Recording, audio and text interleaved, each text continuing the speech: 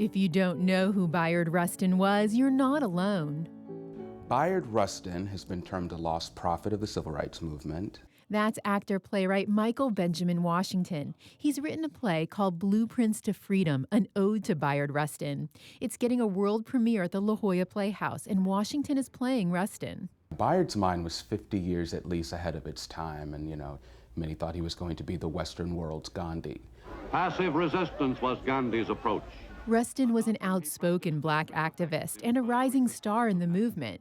He was sent to Alabama to counsel another star and to teach him the tenets of nonviolent civil disobedience. He passed it on to Martin Luther King Jr., who then took it on for the Montgomery bus boycott. Passive resistance. Rustin became a mentor to King, served as his executive aide, and ghostwrote many of his early essays. But for King, Rustin was not an ally who could share the spotlight. They had a very contentious relationship in the sense that Bayard was openly gay. He was a former communist.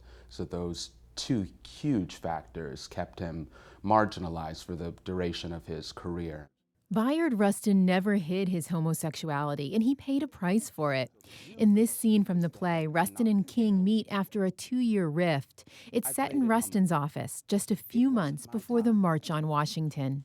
When it was time for me to excuse myself from the movement because of the threat that I'd be exposed, I did so gracefully. Eventually, I fell back into the good graces, at least the tolerance of leadership. But when you dismissed me from the movement because of a lie,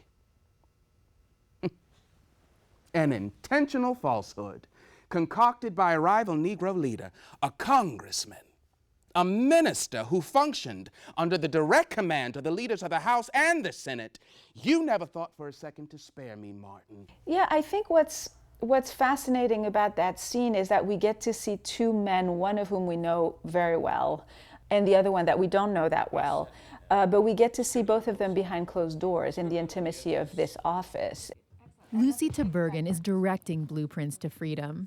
It's interesting to tease out the places where they're more vulnerable than we would expect them to be, or the fears and the crisis that they're going through is something that would not have been necessarily a public thing. When Adam threatened to expose you and me as homosexual lovers, I had one choice.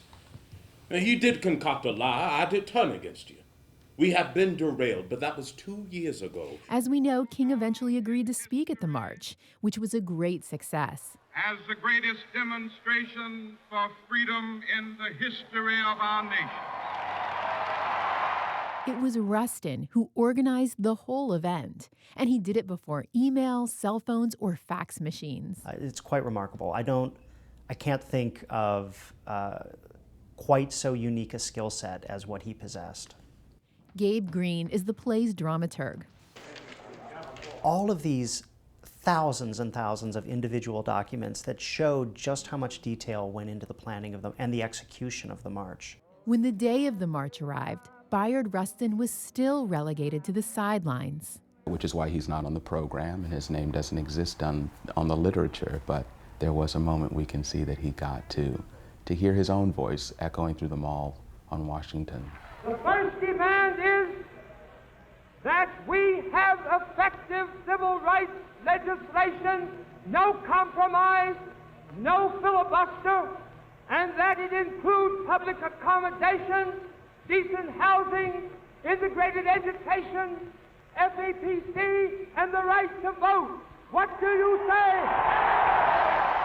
Rustin's story is especially relevant to 2015, with groups like Black Lives Matter on the rise. President's office, it's urgent. Washington hopes his play inspires audiences to activism. Because I'd like not to see any more of our leaders' heads blown off in front of their wives and children. That's what Bayard Rustin wanted. Don't just shake your head and say, oh, that's good, or that's bad, or that's too bad. That's not my fight. What are you going to do? 1963! Angela Carone, KPBS News.